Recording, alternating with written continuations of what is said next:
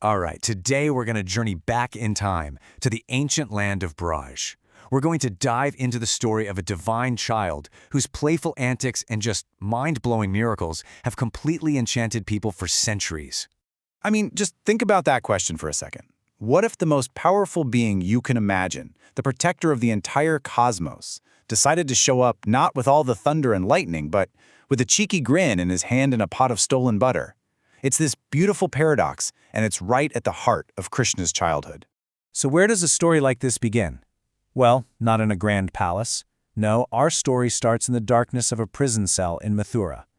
Under the absolute worst circumstances, a child is born. What follows is this daring, desperate escape.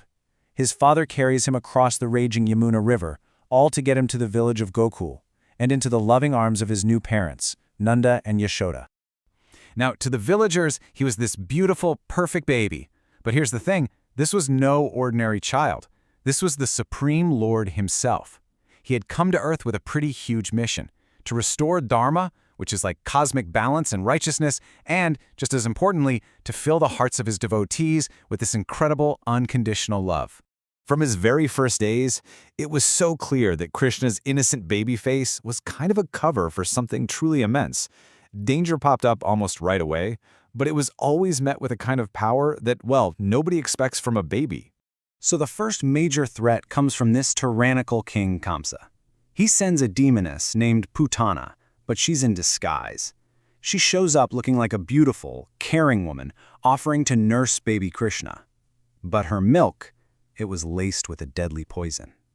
You can just imagine the terror in the village. And what happened next is just unbelievable. The infant Krishna, totally calm, accepts her offer. But as he drinks, he doesn't just neutralize the poison. No, he starts to draw out her very life force, actually liberating her soul in the process. The villagers were just stunned. How on earth could this tiny child defeat such a powerful evil? And this brings us to a really crucial idea, Leela. You can think of it as divine play. This is the lens you have to look through to understand everything Krishna does. These weren't just random acts. They were all part of a joyful, cosmic performance, and every single one had a deeper meaning. So that terrifying encounter with Putana? It wasn't just about defeating a demon. It was a Leela of liberation, a divine act that offered salvation even to his enemies. So, as Krishna grows into a toddler, his Leela takes on its most famous form. He becomes known all throughout the village as Makhan, the butter thief. And his strategy was just brilliant.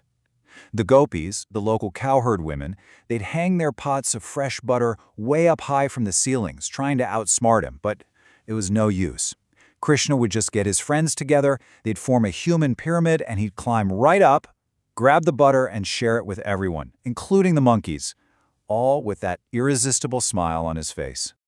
You can just picture the gopis marching over to his mother Yashoda to complain. But here's the funny part. Even as they were scolding him, they were totally captivated by his charm. Their complaints were just full of love, and their anger would just melt the second he looked at them with those innocent eyes. Sure, he was stealing their butter, but he was also completely stealing their hearts. And get this, even his mischief had a higher purpose. One day, Yashoda, at her wit's end, ties him to a heavy grinding mortar to keep him out of trouble.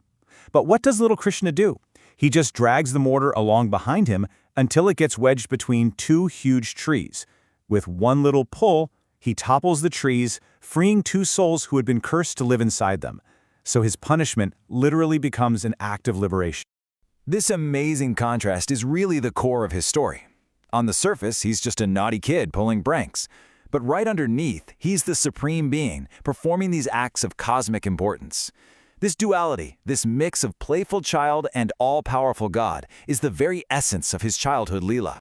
So, the family moves to the beautiful pastures of Vrindavan, and this is where the stakes of his divine play get raised a lot. The challenges get bigger, and his role starts to shift from a playful prankster to the powerful protector of his entire village. A terrible threat emerges. The waters of the Yamuna River, this is the lifeblood of Vrindavan, they get poisoned by a giant serpent named Kaliya. The water becomes deadly to anyone or anything that drinks from it. So while all the villagers are panicking, Young Krishna, without a single moment of hesitation, just fearlessly leaps into the poison water to confront this monstrous, multi-headed beast. And what he does next becomes one of the most iconic images of his entire life. He doesn't just fight Kaliya, he starts to dance, gracefully on top of the serpent's many heads. With every single step, he subdues Kaliya's pride and power, cleansing the river and bringing life back to Vrindavan. But believe it or not, an even bigger test was still to come.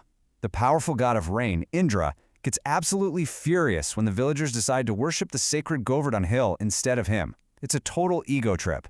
He unleashes a torrential, furious downpour with the intent of completely flooding and destroying Vrindavan. So what does Krishna do? He just calmly walks over to Govardhan Hill and with zero effort lifts the entire mountain on the tip of his little finger. He holds it up like a giant umbrella, sheltering every single person and animal in Vrindavan from that insane storm for 7 straight days. And in the process, he completely humbles the pride of a mighty god. Wow! So after all of these incredible stories, what's really at the heart of it all? What are the lessons that are hiding inside this divine play? Well, these stories teach us that the divine isn't some distant, scary thing. God can be found in simple joys, in laughter, even in a little mischief. They show us that love is, without a doubt, the most powerful force in the universe, and that a humble heart can do things a powerful ego never could. Krishna's Leelas are really an invitation to see God as our closest friend, our child, our beloved. In the end, Krishna's greatest heist was never about the butter. His true mission was to steal the hearts of everyone who loved him, filling them with a joy and a sweetness that lasts forever. And that kind of leaves us to wonder, right? What simple, joyful moments in our own lives might just hold a little touch of the divine?